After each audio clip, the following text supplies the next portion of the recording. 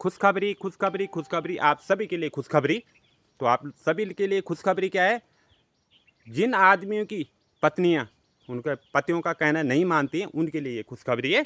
तो खुशखबरी क्या है, आप ध्यान से सुनिए और विस्तार से सुनिए, लेकिन इस वीडियो में हंसना बिल्कुल भी मना है। पहले आप ध्यान से सुनिए और हंसिए बिल्कुल भी नहीं। तो जिनकी पत्नियां अपने पत्नियों का कहना नहीं मानती हैं उनके लिए हमने एक भव्य पूजन का आयोजन किया है। आधा गते सावन 33 तारीख अगस्त को, उस दिन रात को अमावस्या भी पड़ रही है और पूर्णमासी भी पड़ रही है। तो ये सबसे बेस्ट दिन होगा पूजन का। और इस पूजन में हमने एक बड़ा भेड़ और एक बड़ा बकरा ला रखा है, जिसे पूजा के बाद छोड़ दिया जाएगा। तो इसमें आपने अपनी समस्याओं का समाधान कैसे पाना है ये भी मैं आपको विस्तार से समझा देता हूँ। जो भाई लिखना जानता है और जो भाई लिखना नहीं जानता है और जो भाई लिखना भी नहीं जानता है और बोलना भी नहीं जानता है, तो उसके लिए हमने 3 आदमियों के चयन किए हुए हैं।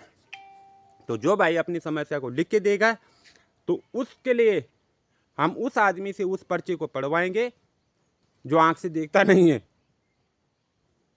पहली बात। और जो भाई सुनाना चाहता है तो हम उस आदमी से सुनवाएंगे जो सुनता नहीं है।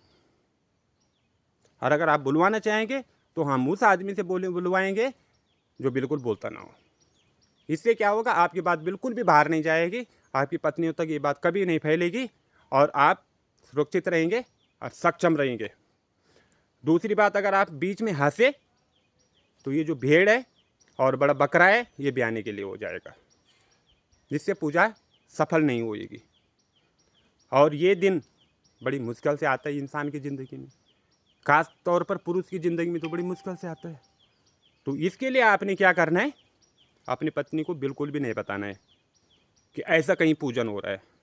और वहाँ आपको पूजन में आने की ज़रूरत नहीं है, आप सीधा हमसे संपर्क कर सकते हैं, हम आपको समझा देंगे। तो पहली बात तो आपने ये पूजा कब आप सफल होगी, आपके सोने के बाद और आपके उठने से पहले। ये बड़ा ध्यान का विषय है आपका। और दूसरी बात, खास तौर पर इस पूजा का लाभ क्या मिलेगा, और तो मिले ना मिले, एक आपकी हड्डियां टूटने से बच जाएगी और दूसरी बात है सुबह सुबह कभी कभी आपको चाय मिल जाएगी।